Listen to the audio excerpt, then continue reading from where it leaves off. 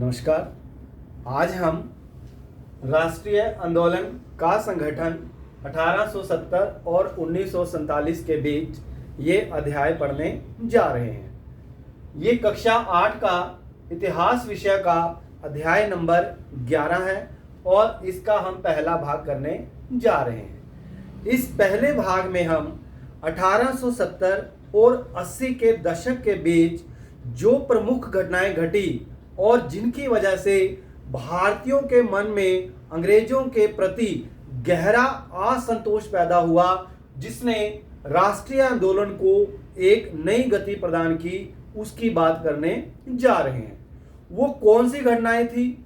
ये 3 प्रमुख घटनाएं थी, जिनमें से हम एक एक करके उनका वर्णन करेंगे। पहली जो घटना थी वो थी सशस्त्र एक्ट 1878। 1878 में आर्म्स एक्ट आया, जो तत्कालीन वायसराय लॉर्ड लिटन के द्वारा लाया गया। लॉर्ड लिटन तत्कालीन वायसराय कौन है पहले ये समझ लें। जो भारत में अंग्रेजों का सबसे बड़ा अधिकारी होता था उसको वायसराय के नाम से जाना जाता था। 1857 से पहले उसे गवर्नर जनरल कहा जाता था, लेकिन 1857 के बाद क्योंकि जो पूरा शासन था अंग्रेजी सरकार ने अपने हाथ में ले लिया था, इसलिए लॉर्ड गवर्नर जनरल का नाम बदल करके अब वायसराय के नाम से उसको जाना जाने लगा था। तो ये जो लॉर्ड लिटन था, ये भारतीयों के हित में बिल्कुल भी नहीं था। वो चाहता था कि किसी ना किसी तरह से जो अंग्रेजों का जो राज है भारत के ऊपर लंबे समय तक कायम रहे। इसीलिए उसने 1878 में ये एक्ट, सशस्त्र एक्ट लागू किया। अब ये एक्ट क्या बताता है? इस एक्ट में ये था कि जो भारतीय थे वो किसी भी प्रकार से अपने पास कोई हथियार नहीं रख सकते, यानी भारतीयों के हथियार रखने पर पाबंदी लगा दी गई। अब उसका उद्देश्य तो यही था कि जब उनके पास हथियार नहीं होंगे तो वो अंग्रेजों के खिलाफ किसी प्रकार का कोई विद्रोह नहीं कर पाएंगे, जैसा कि 1857 का उन्होंने किया था।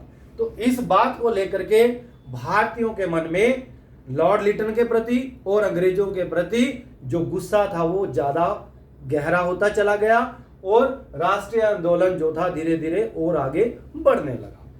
अब जो दूसरी घटना थी वो भी 1878 में ही घटी और वो थी वर्नाक्यूलर प्रेस एक्ट। अब ये वर्नाक्यूलर क्या होता है पहले ये जान लें।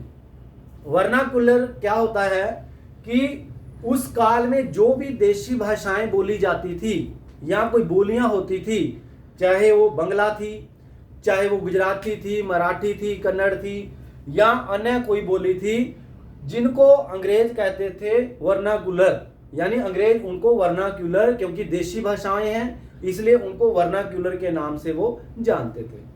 अब यहां पर 1878 में उस समय फिर लॉर्ड लिटन ही थे उस काल में भी, तो उन्होंने ये वर्नाक्यूलर प्रेस एक्ट लागू किया। अब इस एक्ट के तहत क्या किया गया कि वर्नाक्यूलर भाषा में जो भी समाचार पत्र छपता था, अगर उसमें कोई चीज अंग्रेजों के खिलाफ गलत छापी जाती थी तो अंग्रेजी सरकार उसको बंद कर देती थी।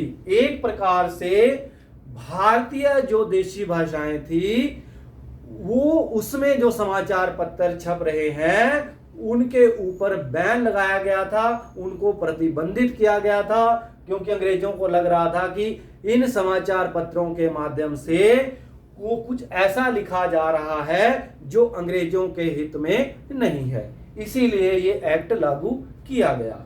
अब जब ये एक्ट लागू किया गया तो जो लोग समाचार पत्र से जुड़े हुए थे और जो भारतीय थे उनके मन में गहरा असंतोष पैदा हुआ, जिसकी वजह से उन्होंने अंग्रेजी सरकार के खिलाफ राष्ट्रीय आंदोलन में और बढ़ चढ़ करके भाग लेना शुरू कर दिया। और जो तीसरी बड़ी बात थी वो 1883 में घटी और वो थी इल्बर्ट बिल विवाद। अब एक चीज जान लें कि 1876 से 1880 तक यहाँ पर वायसराय लॉर्ड लिटन थे, जो भारतीयों के हित में बिल्कुल भी नहीं थे।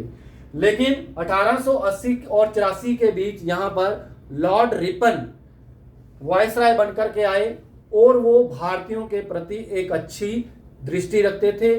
उनको लगता था कि भारतीयों का भी हित होना चाहिए। उसी कड़ी में उन्होंने एक बिल पास किया जिसको इल्बर्ट बिल के नाम से जाना जाता है।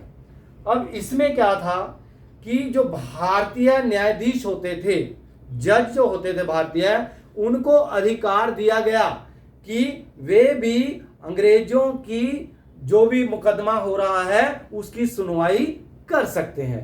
यानी भारतीय जजों को भी अधिकार दिया गया, उनके अंग्रेजी जो न्यायाधीश थे उसके समकक्ष बनाने का प्रयास किया इस लॉर्ड रिपन ने। लेकिन जब ये बात अंग्रेजों को पता चली तो उन्होंने इसको मानने से इनकार कर दिया।